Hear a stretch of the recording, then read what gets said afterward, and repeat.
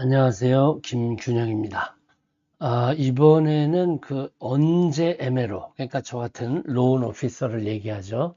언제 로운 오피서를 만나야 하는가, 이것에 대해서 얘기를 드리겠습니다.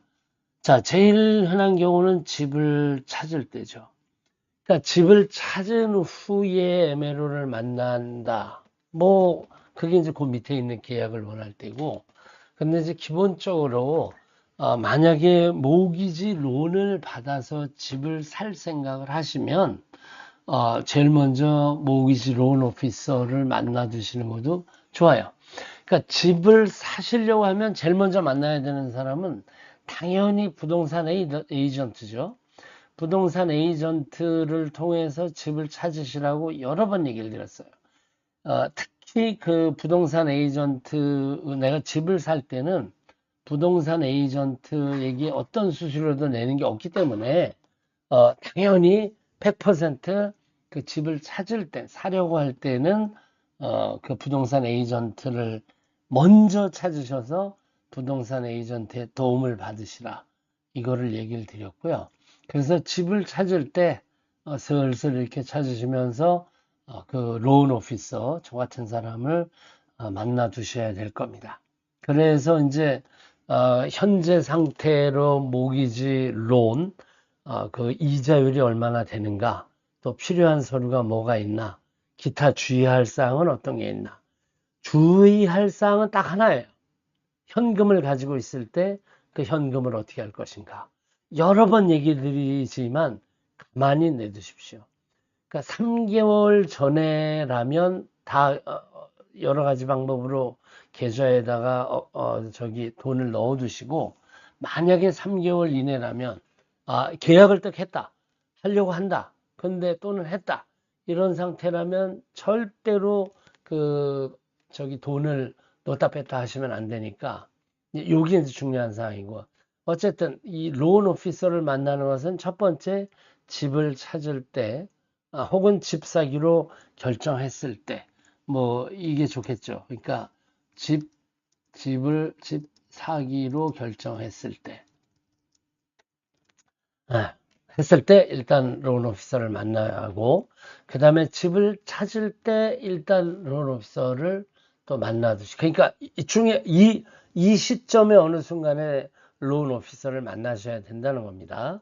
자, 그 다음에 이제 집은 찾았는데 론이 필요하다, 이때죠. 그러니까 계약을 하려고 할 때 론 오피서를 만나야죠.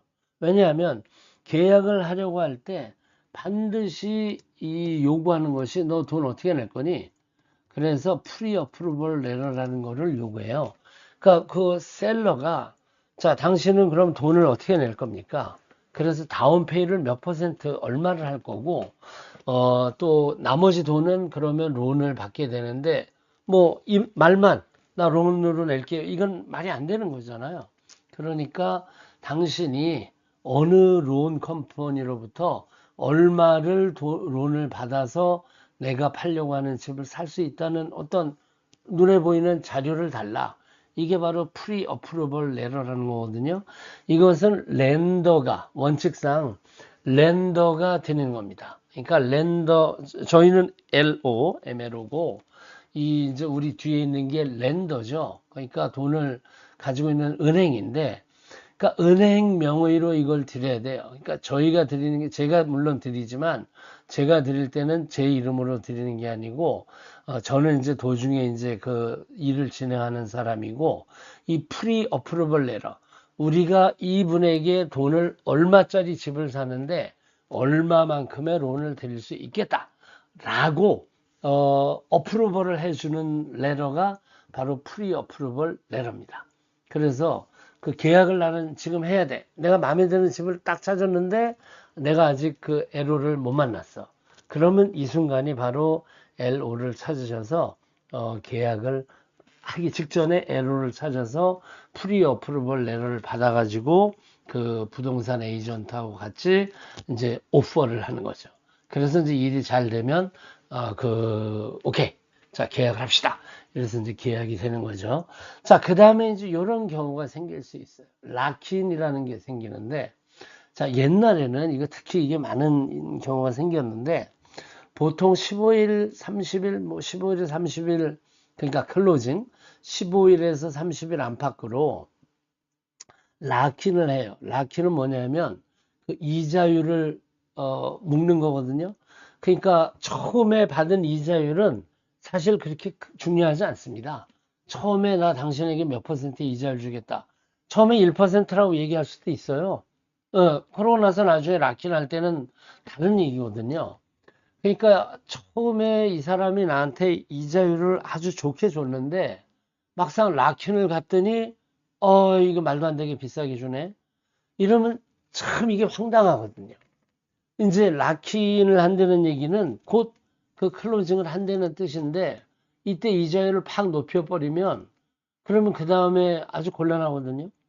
그러니까 이럴 때는 자, 로우는 마지막 순간까지 어, 계약이 되는 게 아닙니다. 여기서 얼마든지 나 그걸 안 할래라고 털고 나올 수 있어요. 그러니까 일종의 바가지 같은 느낌을 받으시면 다른 이때 그러니까 락인을 하려고 하는데 이 갑자기 이자율이 너무 높다. 처음에 얘기했던 거하고 다르게 너무 높게 준다. 근데 요새 이제 이런 경우가 별로 없지만 어쨌든 이런 일종의 뭐랄까 이거 사기라고 얘기하기는 좀 그렇고 어쨌든 락인을 하는 순간에 이자율을 이상하게 높게 땅 황 뛰었다. 이러면은 이제 그 이거를 다른 로운 오피서를 이때는 만나보시는 것도 추천을 드려요. 근데 이제 시간이 짧기 때문에 이게 이제 다른 로운 오피서 이게 너무 짧은 시간에 이거를 신청을 하면 이게 안 될 수 있거든요. 그래서 그냥 그걸 따라갈 수밖에 없는데 물론 이제 따라가거나 아니면 나 도저히 돈이 없어 못한다 이렇게 해서 이제 계약이 파기되거나 이렇게 되는 건데 어쨌든 락인을 하려고 하는데 그러니까 이자율을 묶으려고 하는데 처음에 얘기한 것과 다르게 아무런 이유 없이 갑자기 이자율 팍 높게 요구하더라. 이럴 때 다른 MLO를 한번 만나보시라 이런 얘기입니다. 그러니까 이게 옛날에는 아주 흔하게 생겼던 문제인데 요새는 이제 워낙에 그 저희한테 도덕을 윤리 이런 것들을 강조해서 요새는 이런 경우가 별로 없지만 혹시라도 이런 문제가 생기면 연락을 하셔서 한번 만나보는 것도 좋겠다. 그 다음에 이제 네 번째, 다섯 번째가 되네요. 론을 받았어요. 근데 보니까 이자율이 떨어지고 있어요. 자, 그러니까 모기지 론을 받으시면 난 이제 끝났어. 이거 아니거든요. 항상 가끔씩 그 이 이자율에 관심을 가지고 계시는 게 좋습니다. 그러다가 이자율이 떨어졌어요. 그러면 신나는 거죠. 왜냐하면 리파이낸스를 해야 돼요. 그러니까 우리가 보통 그냥 처음에 그 집을 펄처이스를 하려고 저기 론을 받으면 대략 10,000불 이상의 저기 들어가거든요. 수수료가. 하지만 리파이낸스를 하면 그 절반밖에 안 들어가요. 그러니까 그러고 이제 또 그 이자율을 푹 떨구면 적게는 몇백 불 이상 그 매달 내는 론 저게 줄어들거든요. 그러니까 당연히 나는 론을 받았다. 그러면 나는 졸업이다 아니고요. 가끔씩 이 모기지 론 이자율 변동이 어떻게 되는가를 보시고 이자율이 낮아졌다. 내가 현재 갖고 있는 것보다 1% 이상 낮아졌다. 그러면은 한 번쯤 론 오피서, 저 같은 론 오피서를 만나셔서 리파이낸스를 의논해 보시는 걸 추천드립니다.